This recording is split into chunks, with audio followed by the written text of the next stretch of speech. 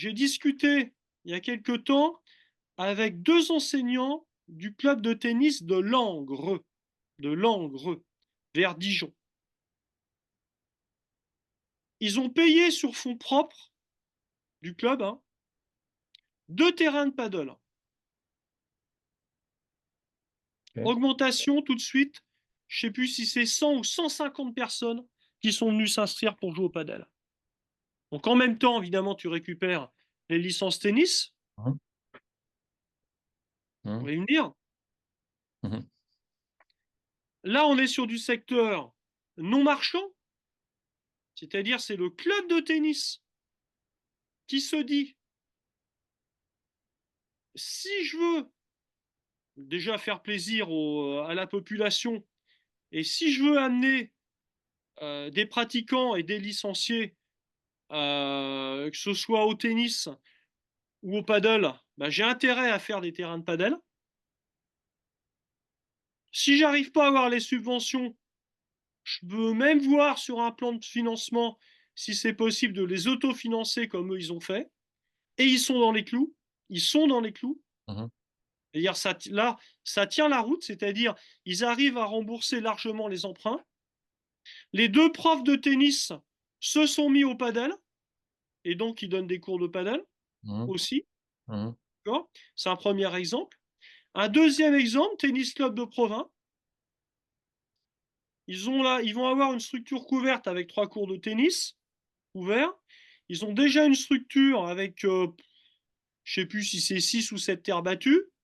Ils ont rajouté il y a peut-être 5 ans un terrain de padel.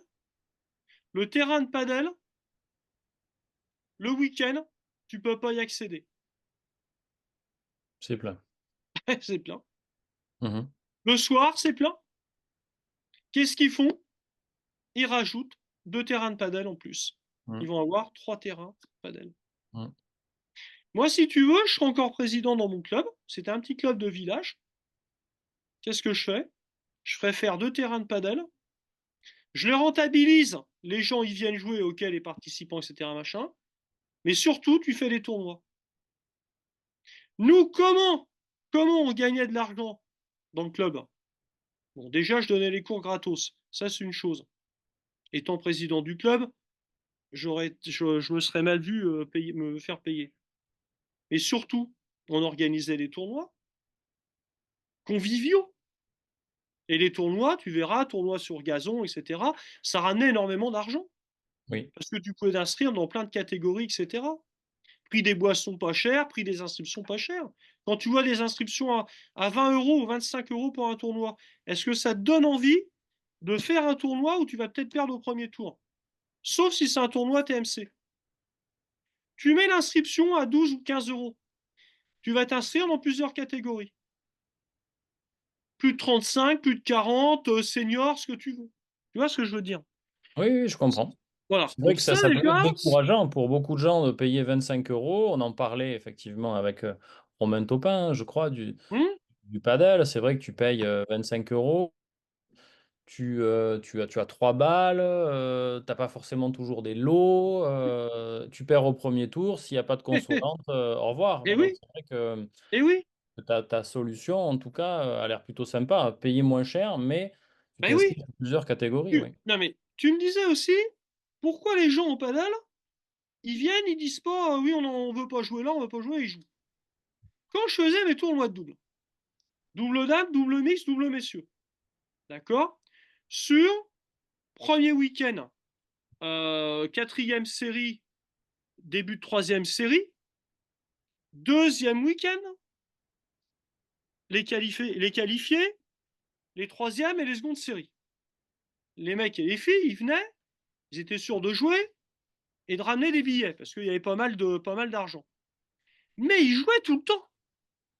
C'est-à-dire, le gars, il arrivait le vendredi soir ou il arrivait le samedi matin, il pouvait faire 10 ou 12 heures. Peut-être, ah, si, un copain, il en a fait 15, lui.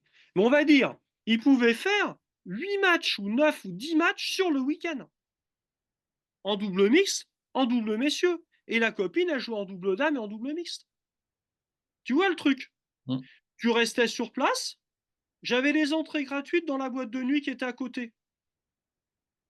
Ah bah, t'as vu une ambiance de fou, et les gens revenaient, et les gens consommaient. Et même en donnant de l'argent aux vainqueurs, aux demi-finalistes, aux quarts de finalistes, on était bénéficiaires. Tu vois ce que je veux dire? Je comprends Là, tout à fait. et si tu veux, moi, tu as plein de présidents de club et tout, quand j'étais au comité ou à la ligue. Oui, c'est pas possible de gagner de l'argent avec un tournoi. Mais moi, je peux te montrer tous les chiffres, mais je peux te montrer que sur plusieurs dizaines de tournois, à chaque fois, on était positif dans les comptes. Tu vois? Alors, pour en revenir au paddle, tu me disais pourquoi ça plaît. Et tu me disais aussi, effectivement, pourquoi le joueur de tennis il rouspète machin avec les horaires. Déjà, le paddle, c'est tout nouveau. Et effectivement, les gens vont venir jouer. Mm. Ça, c'est une première chose. Et donc, si tu veux, ça leur fait tellement plaisir qu'ils se moquent des horaires.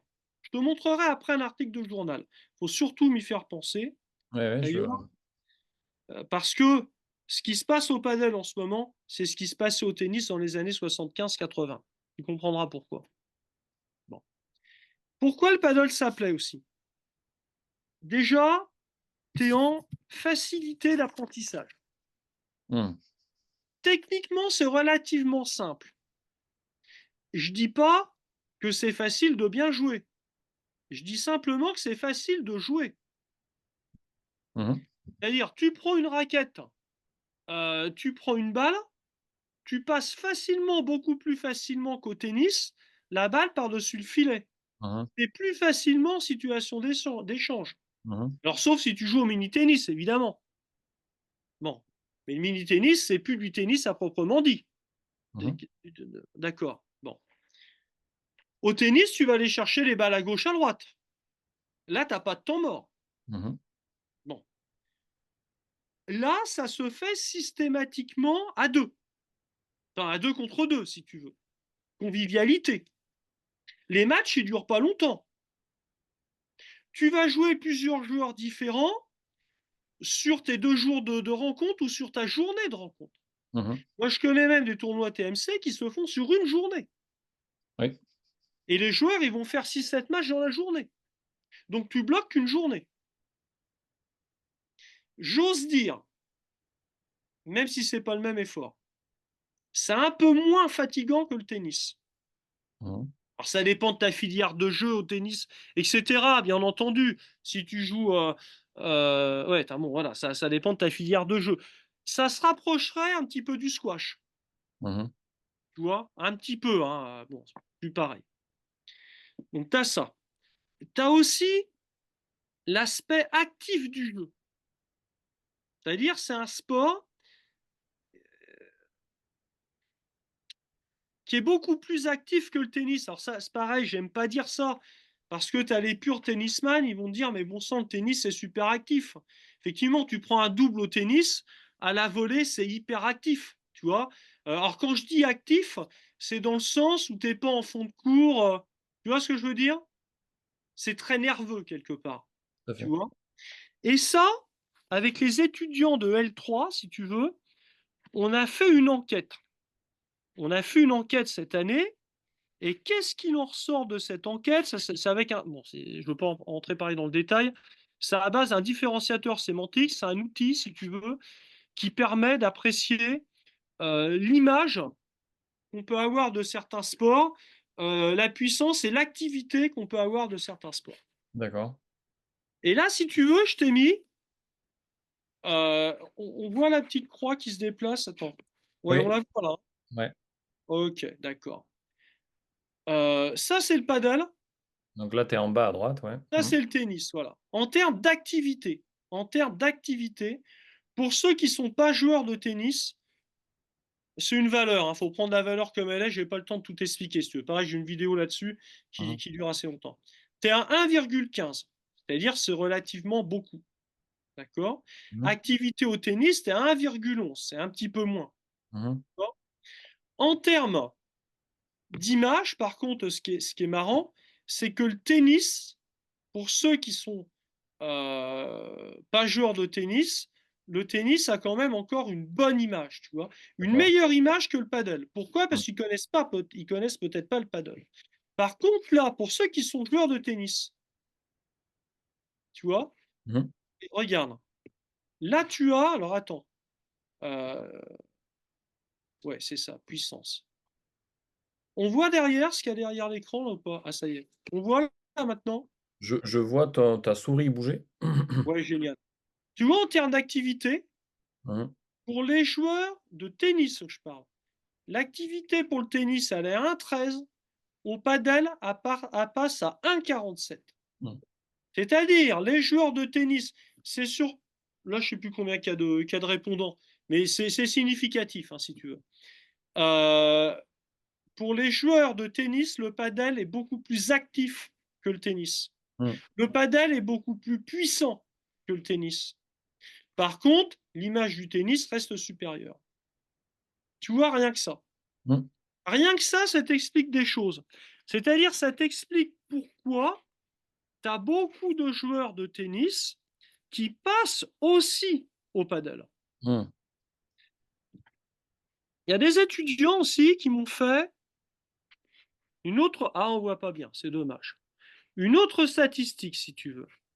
Alors attends, par contre, je sais plus si on voit la question. Selon vous, le format actuel des matchs est-il adapté à votre mode de vie? Ouais, voilà. Le format actuel du tennis, hein, Mmh. regarde, plutôt non. Ouais. Par contre, ce qui est drôle, seriez-vous intéressé par des matchs plus courts pour limiter les contraintes de temps? Non. Alors comment l'interpréter ça? Ah, je sais pas. Mmh. Je sais pas.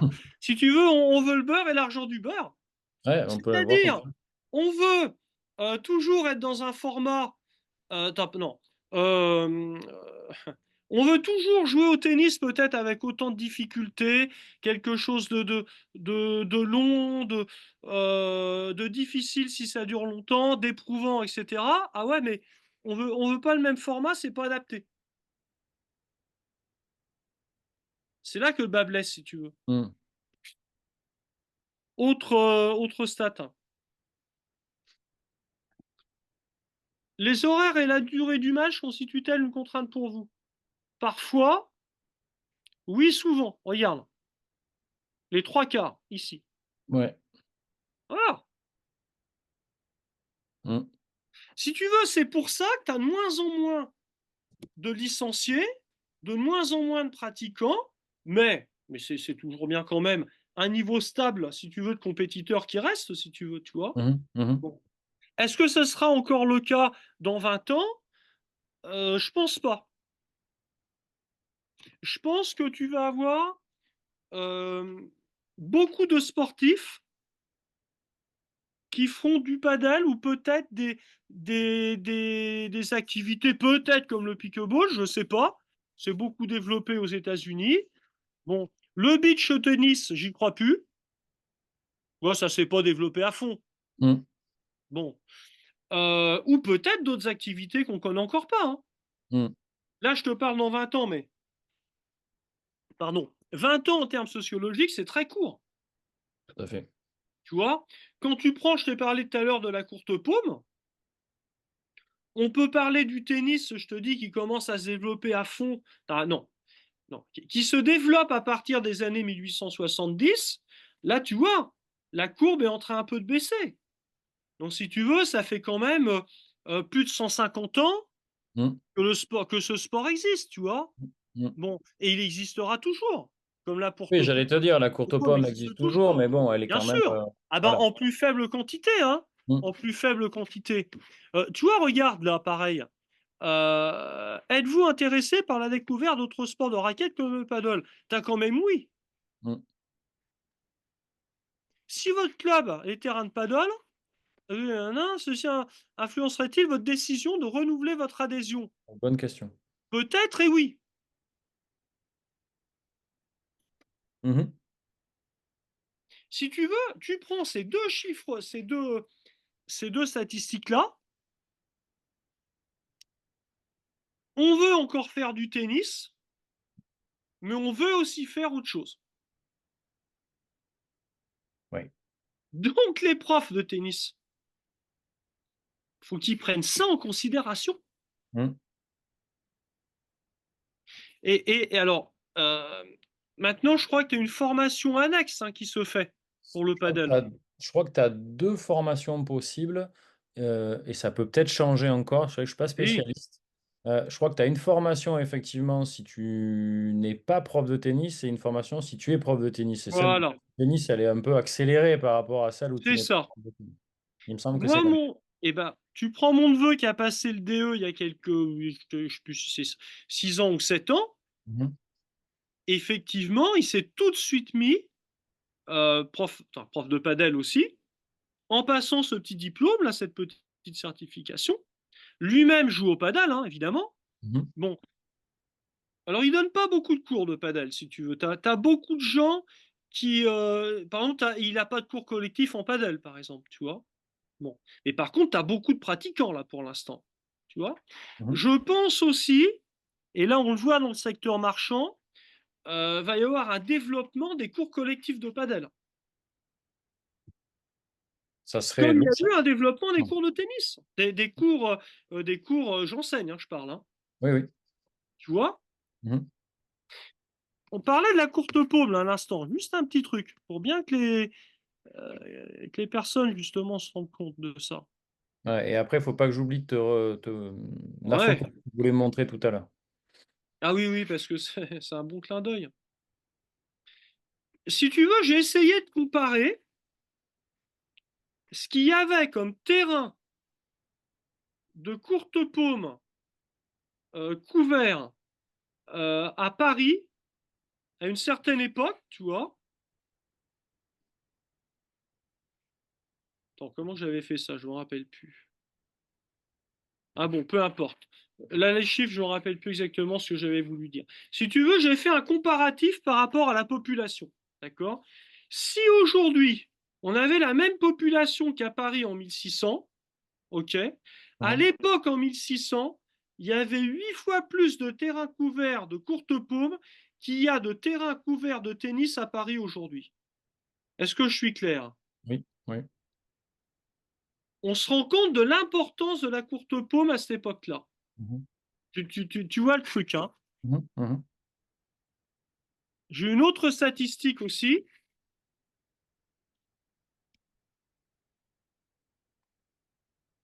Terrain pommier. Mmh. Donc, tu vois comment ça a diminué. Complètement. Voilà. Et donc, évidemment, le métier d'enseignant pommier, de pommier d'ailleurs, ça s'appelait, le pommier à l'époque, hein, donc l'enseignant de tennis actuel, si tu veux, Mmh mh. il fabriquait les raquettes, il fabriquait les balles. Quand je te parlais d'animation tout à l'heure, Mmh. il était animateur de son terrain. Mmh. Il allait chercher les joueurs, etc. Il fallait qu'ils blanchissent. Il y avait une espèce aussi, des fois, tu avais un hôtel à côté, location de chambre, etc., location de bain, etc. Si tu veux, le pommier à l'époque, ou le jeu de paume, les bâtiments du jeu de paume à l'époque, c'était l'équivalent de ce que tu pouvais trouver comme très bon club de tennis en ce moment, avec la petite salle de gym, les douches, les Mmh. vestiaires, le restaurant, etc. Mmh. Tu vois, faut bien se mettre ça dans la tête, hein. Mmh. Ah ouais, ouais, c'est dingue comme truc. Attends, j'essaye de voir aussi. Ah oui, alors évidemment, on parlait de, comment je pourrais te dire, au niveau des pratiques. Mmh. On remet quelque chose qui est important. Pas important, mais un petit schéma que j'ai fait aussi qui est pas mal. Voilà. Euh, Tu as vu que la fédération de tennis a joué le coup, si je puis dire, intelligemment. C'est-à-dire là, actuellement, le padel, il fait partie de la fédération française de tennis. Tout à fait. D'accord. Tout à l'heure, je t'ai mis un graphique où on voyait l'augmentation des licenciés au tennis, à la fédération de tennis, pardon. Oui. L'augmentation des licenciés à la fédération de tennis, Mmh. cette augmentation, elle est liée à quoi? elle est liée à l'augmentation des joueurs de paddle. Oui. Elle n'est pas liée à l'augmentation, si tu veux, des licenciés purs qui jouent qu'au tennis. Oui. Tu remarqueras aussi, il y a une espèce de guerre des chiffres. C'est très, très difficile d'avoir le nombre de licenciés à la Fédération française de tennis, je dis bien, le nombre de licenciés à la Fédération française de tennis qui font exclusivement du tennis ou exclusivement du paddle, ou les deux. Mhm. Si tu veux, il n'y a pas de recherche ou de publicité qui est faite autour de ça. C'est-à-dire, la fédération de tennis n'a pas intérêt à dire si notre nombre de licenciés global augmente, c'est parce que il y a beaucoup plus de joueurs de paddle et que le nombre de joueurs de tennis diminue. Tu vois ce que ça impacte. Mhm. Bon. Par contre, ce qui se passe, et là, il ne faut pas confondre. C'est-à-dire, quand tu m'as demandé est-ce que c'est une aubaine pour le tennis, j'ose dire, peu importe. D'accord. C'est les joueurs qui choisissent. Enfin, les joueurs, les sportifs qui choisissent. Mhm. Si tu veux, faut pas vouloir à tout prix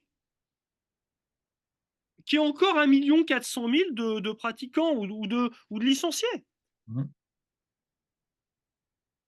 Les gens vont se faire plaisir en allant vers telle ou telle pratique. Mhm. On peut effectivement faire de la pub sur certaines pratiques, médiatiquement favoriser certaines pratiques, etc. Mais au final, quelque part, c'est le joueur qui va choisir. Alors, par contre, est-ce que c'est un inconvénient, la chute, si tu veux, du nombre de pratiquants de tennis? Est-ce que c'est un inconvénient pour l'enseignant de tennis? Oui, s'il reste qu'enseignant de tennis. Mhm. Non, s'il se diversifie. Mhm. C'est-à-dire,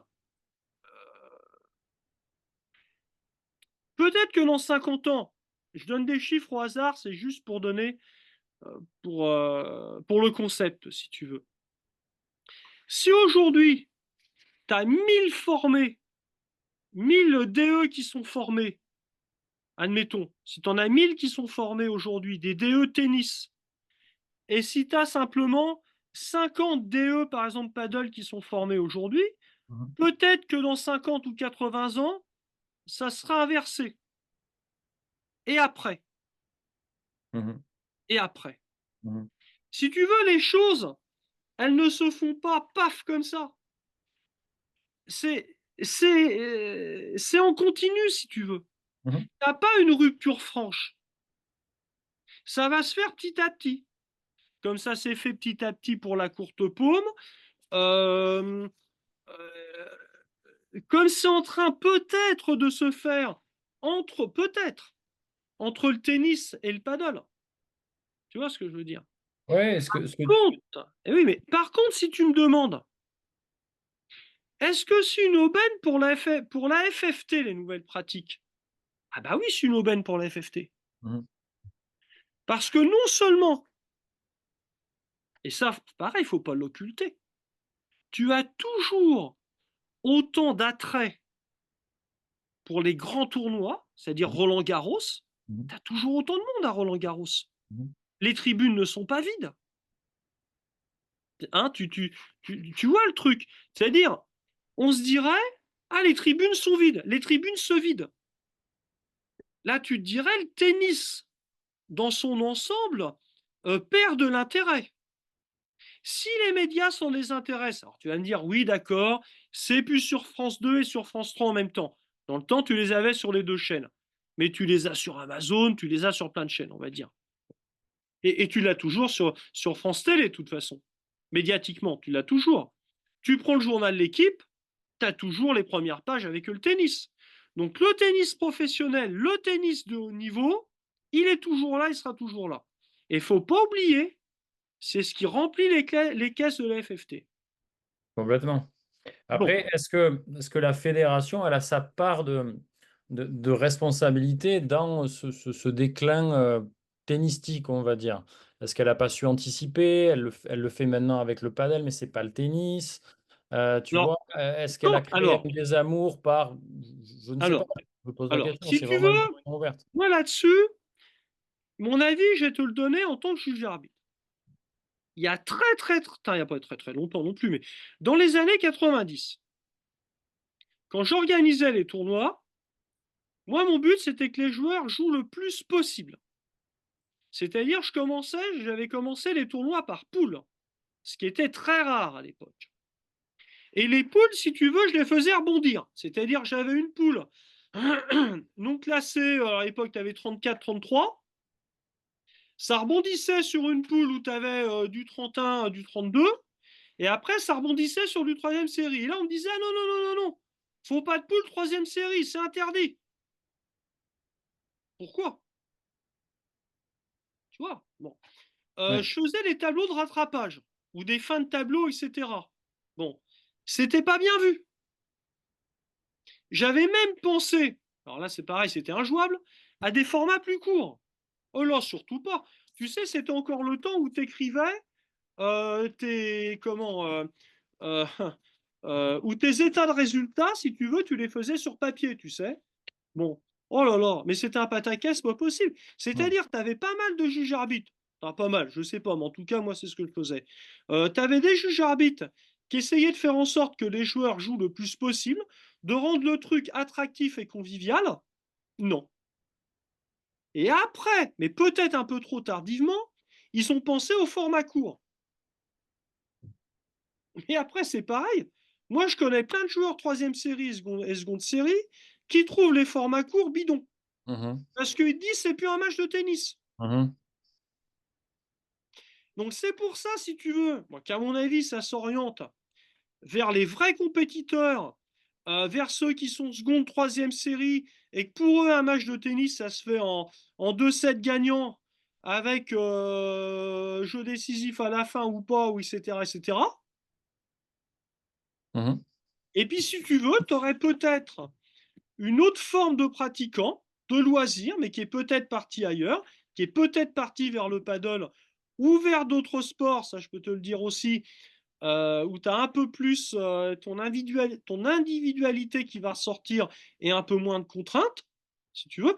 Donc oui, donc tu aurais, on va dire, une pratique loisir compète, si tu veux, qui a un petit peu peut-être échappé à la Fédé parce que peut-être que trop tardivement, elle a mis en place des formats courts adaptés à des gens qui feraient du loisir. Un loisir compétitif, tu vois ce que je veux dire? C'est-à-dire la personne qui va pas s'amuser à faire 50 km ou 100 km pour aller faire un tournoi, mais qui va rester chez elle dans son petit club ou club à côté et qui va faire un tournoi sur une journée ou 2 jours, Mm. adapté à des formats courts. C'est ça Mm. qui pouvait plaire. Mm. Bon, je ne pense pas qu'on revienne à un moment donné en termes de pratiquants. Le ministère avait estimé à 3 ou 4 ou 5 millions de pratiquants tennis dans le temps, hein. Mhm. Pratiquants, pas licenciés, hein. Mhm. Mhm. Et je pense pas qu'on revienne, par contre, à ces niveaux-là, et qu'on revienne à 1,5 million, par exemple, ou 400 000 licenciés purement tennis. Ouais. Moi, ce qui me dérange, si tu veux, c'est un petit peu cette guerre des chiffres, où la Fédé occulte, ouais, où la Fédé occulte cette baisse de pratiquants et de licenciés purement tennis. Mhm. Tu vois, voilà. Mais par contre, elle ne nie pas et elle n'occulte pas cette augmentation de pratiquants au paddle. D'accord? Mhm. Alors, ouais, donc par rapport à la Fédé, je pense que les nouvelles pratiques, mais oui, c'est vraiment une aubaine. Parce que je te dis, tu as Roland Garros qui reste pareil ou qui se fructifie, et tu as en même temps les nouvelles pratiques qui Mhm. amènent de nouveaux licenciés. Mhm. Et l'intelligence aussi de la fédération, c'est d'avoir dit au secteur marchand, c'est-à-dire les clubs privés, si vous faites des terrains de paddle et si vous faites surtout des compétitions, les compétitions doivent passer par nous. Et c'est nous qui vont donner l'aval qui va, pour que vous Très puissiez bien. faire. Et si vous donnez des cours, et s'il y a des licenciés, c'est-à-dire qui vont faire des compétitions dans les clubs privés et dans les clubs de tennis, en gros, tu vois, ça pareil, il faut bien distinguer les deux éléments. Mhm. Il faut que ça passe par nous. Et là, c'est jackpot. Exactement. C'est jackpot. Ouais. Pareil, il faut bien distinguer le secteur marchand et le secteur non marchand. Le secteur marchand est là pour faire du chiffre. C'est un investissement. Complètement. Si tu veux, tous les... Et j'arrive toujours pas à avoir le nom, mais bon, peu importe. Tous les dossiers que j'ai vus, si tu veux, les dossiers avant que les investisseurs investissent, en gros. Hein, c'est-à-dire pour savoir si c'est viable ou pas de faire des terrains de paddle là, tous les dossiers montrent, encouragent effectivement à investir dans des structures privées. Ouais. Structures privées, comme il y a trois, là il y en a deux qui sont faites, notamment une. Alors je sais pas, bon, je pense que c'est rentable, enfin, j'espère pour eux en tout cas s'ils l'ont Mhm. construite, où tu as restaurant, salle de conférence, salle de remise en forme, cours collectifs, cours individuels, etc., etc., etc. Pour l'instant, c'est plein. En tout cas, quand ça s'est créé, c'était plein. Bon. Mais il ne faut pas se leurrer. Quand il y aura une baisse, dans je sais pas dans combien de temps, quand il y aura une baisse, ces clubs privés, comme les clubs privés de tennis qu'il y a eu au moment de l'éclosion, si tu veux, de cette massification, des clubs de tennis purement privés, t'en as presque plus. Tout à Alors fait. qu'il y en a eu beaucoup. Ça fera pareil pour les terrains de paddle. Sauf que les terrains de paddle, ils sont construits dans des zones commerciales, pour beaucoup, et que quand le paddle marchera moins, ils vont revendre les structures en tant que commerce. Donc si tu veux, ça sera un double bénéfice après. Tu vois le système. Bon. Par contre, le paddle va se développer, je pense, dans les clubs de tennis. C'est ce qu'il faut. Et tu as remarqué aussi que c'est beaucoup moins cher d'aller jouer dans un club de tennis, d'aller jouer au paddle dans un club de Sûr. tennis, que d'aller jouer dans une structure marchande. Même si effectivement, dans cette structure marchande, tu n'as pas les mêmes services que dans la structure tennis. Oui. On est d'accord. Oui, on en parlait avec Romain, effectivement, oui, tout à fait. Ah oui. Alors par contre, dans des clubs de tennis, comme tu prends au Tennis Club de Lyon, je ne sais pas si là, ils ont installé des cours de paddle. J'espère que oui. Bon, là, effectivement, tu vas avoir le service avec. Au Racing Club de France, s'ils ont mis des clubs de paddle, je ne sais pas non plus s'il y en a. Bon, va y avoir le service avec. Bon, mais on va dire, dans les structures lambda, dans les structures de tennis normales, les villages, les petites villes, etc., tout intérêt à développer ça. Ouais, après, j'ai oublié de poser la question à Romain, mais je crois qu'il n'est pas spécialiste du droit. Moi, je me rappelle quand j'ai passé le DE, c'était chouette parce que dans la formation, on avait, enfin, c'était pas optionnel, c'était pas à l'examen si tu veux, mais on avait Hmm.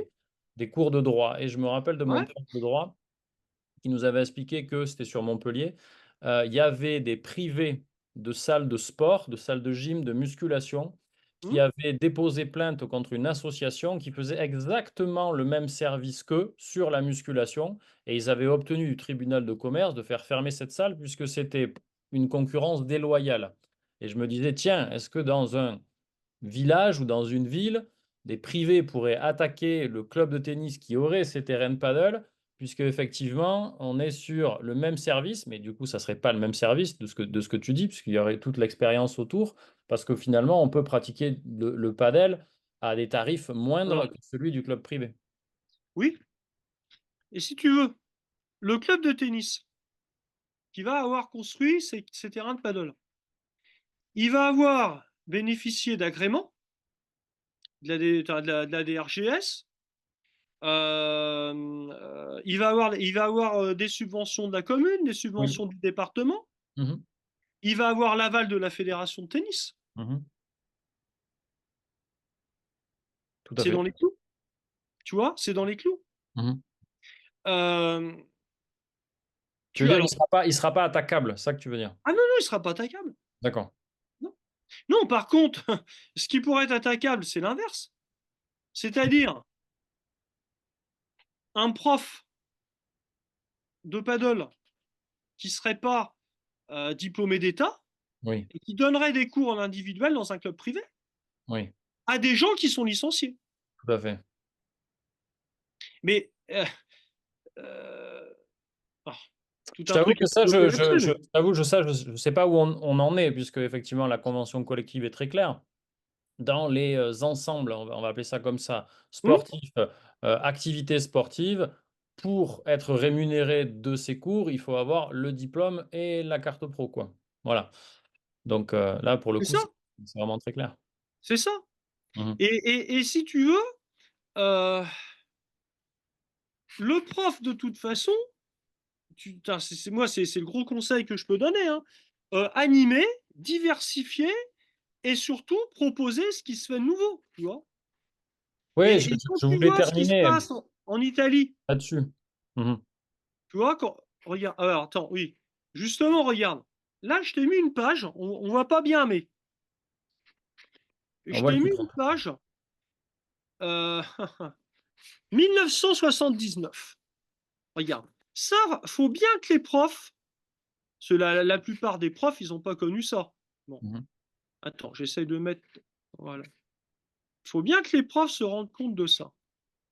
Si tu veux, tu as eu des heures de gloire quand le tennis ça a démarré.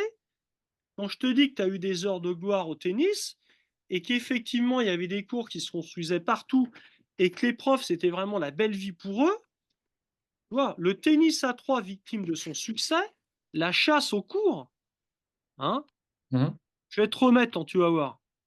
Attends, il y a un truc de fou. Je sais pas si c'est sur celle-là. Frédéric Jaillant, ouais. Aux heures de pointe, tous les cours sont occupés et les joueurs que l'on voit en action sur notre guichet ont eu bien du mérite à obtenir leur ticket de réservation. Mhm. Ça, c'est une chose, mais tiens, regarde. Mhm. Si à 6h30 du matin, nous ne sommes pas dans la place, c'est compromis pour la partie en semaine. Mhm. C'est fou. Ouais, c'est fou. Maintenant, si tu veux, tu cherches les joueurs sur les cours de tennis. Ouais. Hein, Mhm. je suis encore passé dans un club, là, tiens, tu sais, quand je fais les tours à vélo, je passe dans les petits clubs de tennis, je regarde, je parle avec des profs ou je parle avec des gens. Bon. Puis là, je m'arrête au tennis club de Cézanne. Deux magnifiques cours couverts, structure toute neuve, etc., cours couverts. Quatre cours extérieurs. Le prof me dit, ils sont presque jamais occupés.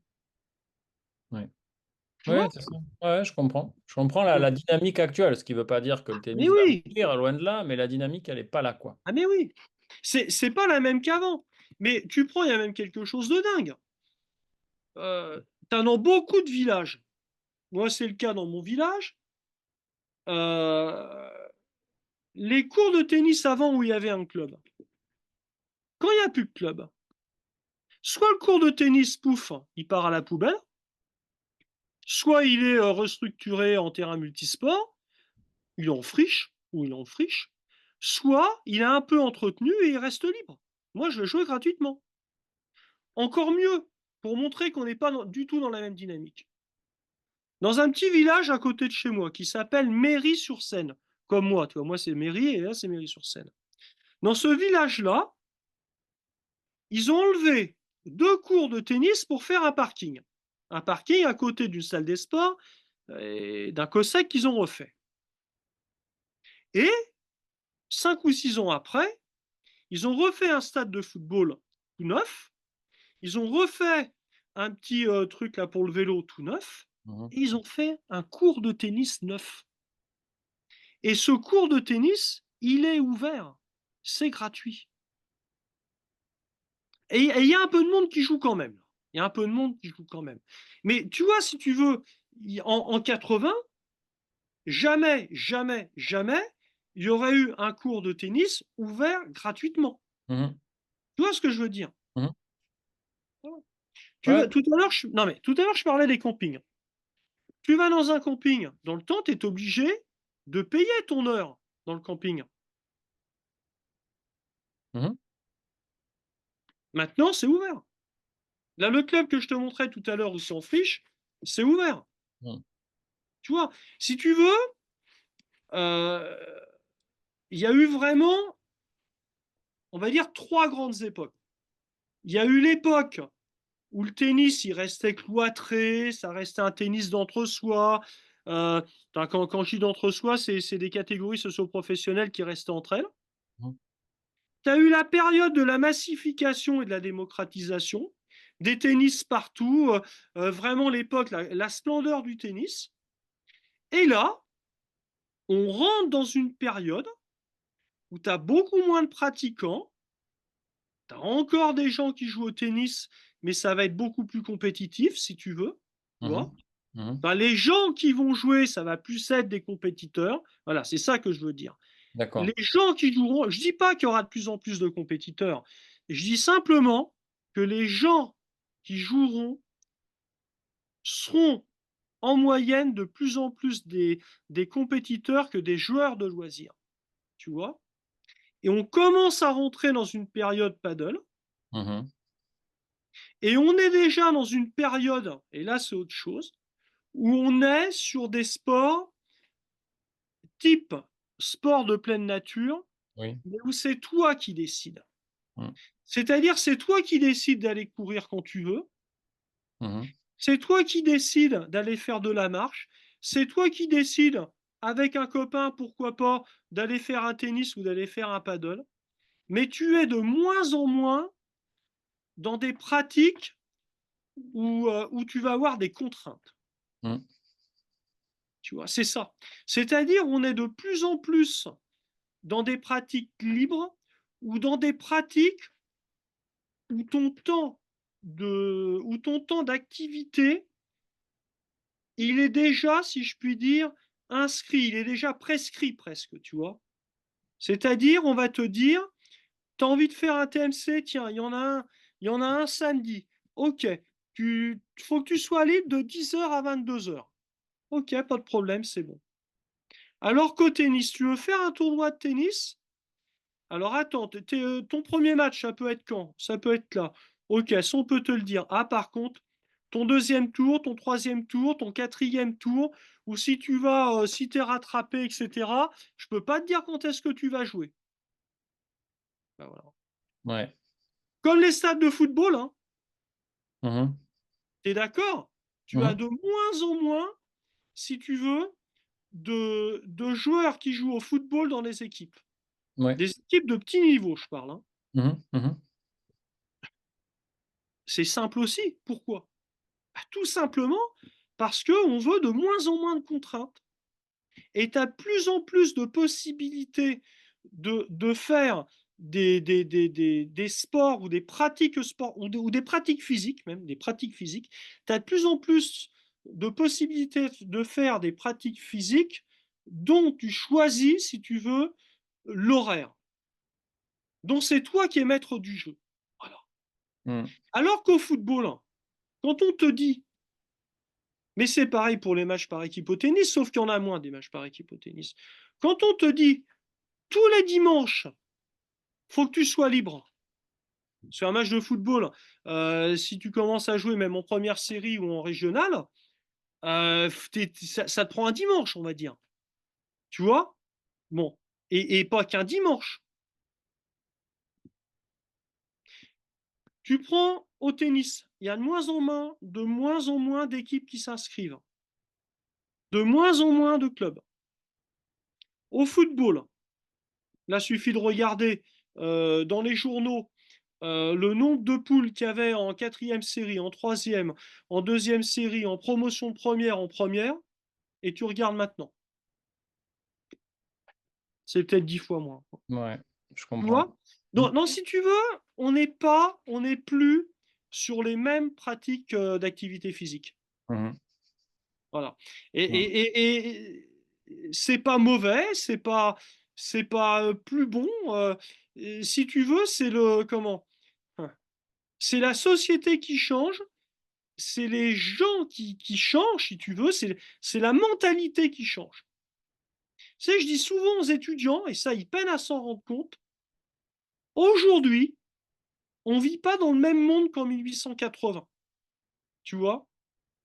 On n'est pas en communauté quand même, 1880. Tu as un exemple tout bête, là c'est plus de la sociologie, mais tu le retrouves dans la vie de tous les jours. On était à plus de 4, avant 1900, on était à plus de 80% euh, dans l'agriculture, si tu veux, et encore plus, et encore avant. Mmh. Et les gens, ils bougeaient très très peu. Quand tu fais de la généalogie, tu vois que les gens restaient dans le village ou à 10-15 km autour du village. D'accord? Ils reprenaient la ferme du papa, ils reprenaient la ferme du cousin ou de l'oncle ou de la belle famille, etc.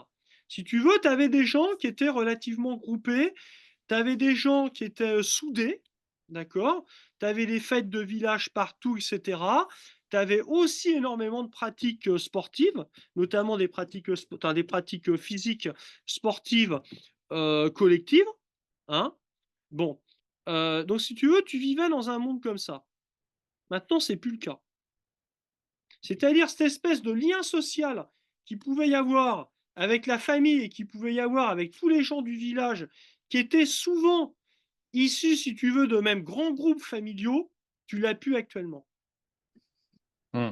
D'où cette individualité, si tu veux. Ouais. D'accord? Mmh. D'où, si tu veux, cet esprit, je m'engage moins dans le collectif. Ouais. Pourquoi je disais que c'était aux profs d'animer? Bah, tout simplement parce que tu as moins de bénévoles. Le bénévolat a changé, si tu veux. C'est-à-dire, les personnes, comme dans le temps, qui vont s'occuper pendant 50 ans d'un club, et puis y dormir s'il faut, tu vas en avoir de moins en moins. Et tu en as Mmh. déjà.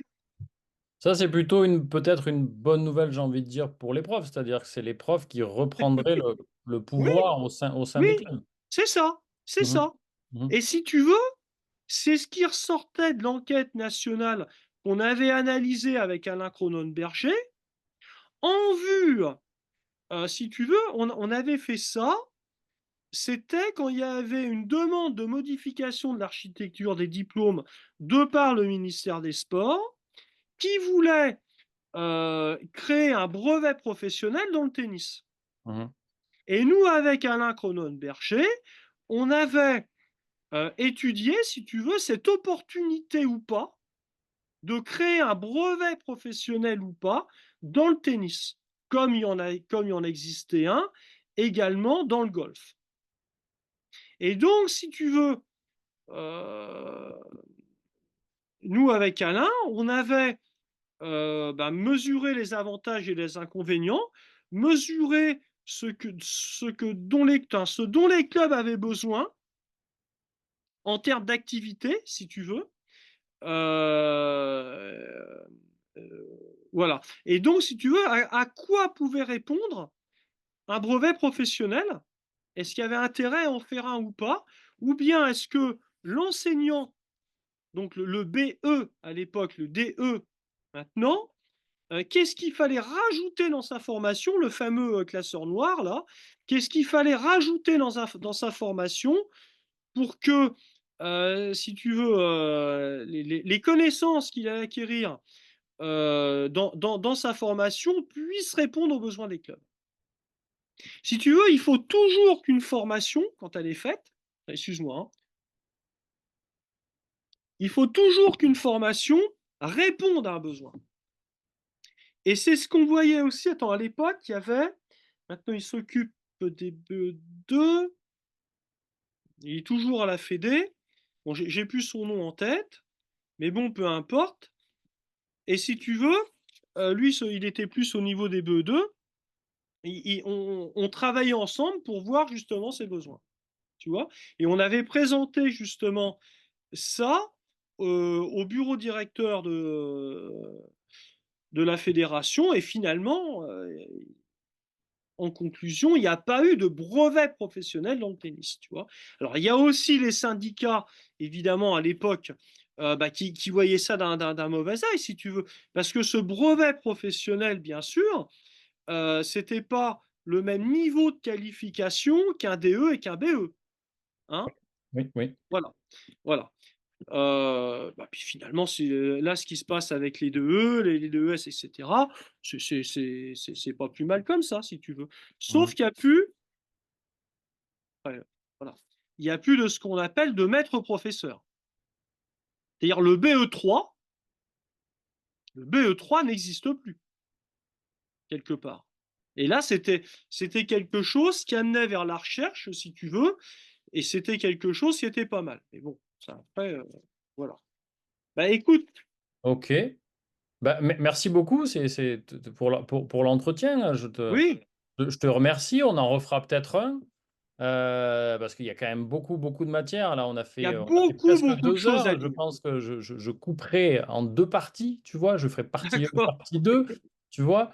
Mais Oui. je te remercie beaucoup, Mais Stéphane. tu Merci. sais, Clément, bon, au niveau du tennis, tu t'en doutes, je peux dire encore énormément de choses. Mhm. Voilà, par exemple, j'ai peu parlé, mais ça, c'est dans la vidéo là, Je mettrai le lien, ouais, ouais, qui est vers dans tes la chaîne. vidéos, bien sûr. Oui, oui, mets-le parce que alors ça peut intéresser beaucoup d'enseignants si tu veux. Mais Mhm. effectivement, à ce niveau-là, par exemple, l'évolution du maître pommier jusqu'à l'enseignant de tennis et l'évolution du métier d'enseignant de tennis, c'est intéressant. Effectivement. Et après, si tu veux, il y a tout le côté aussi, mais là, on en a parlé pas mal, le côté prospectif, effectivement. Ouais, Tu ouais, ouais, tout à fait. On se refera quelque chose vois. à la rentrée, je pense. On programmera quelque chose sur le côté Bah, prospectif pour pourquoi aller pas, un peu hein. plus loin sur tu Donc, vois, des préconisations. J'ai bien compris que tu. Voilà, l'idée, c'était, merci pour montrer tes raquettes, je effectivement. te montre un petit peu, voilà. Mais on regardera effectivement, voilà, Tu d'autres vois. d'autres choses prochainement, quoi. Mais bon, On est un très, peu très, très, partout. très intéressant. Très, très intéressant. Je te Bah, remercie écoute, beaucoup. oui, effectivement, j'ai essayé de faire au mieux, euh, avec une approche un petit peu plus extérieure, si tu veux. Voilà. Ah, c'était très, très, très chouette. On se recontacte. On te dit merci. Et puis, Eh ben, s'il y a des merci à toi. commentaires dans la vidéo, s'il y a des Oui. réactions, je t'en ferai part Oui. et Bah, ça puis continue. bonjour à Ça tous ne les s'arrête auditeurs jamais. également. Merci à toi, Voilà. Stéphane. Merci. Allez, Ciao. Clément. À bientôt. Au revoir, à bientôt. Bientôt.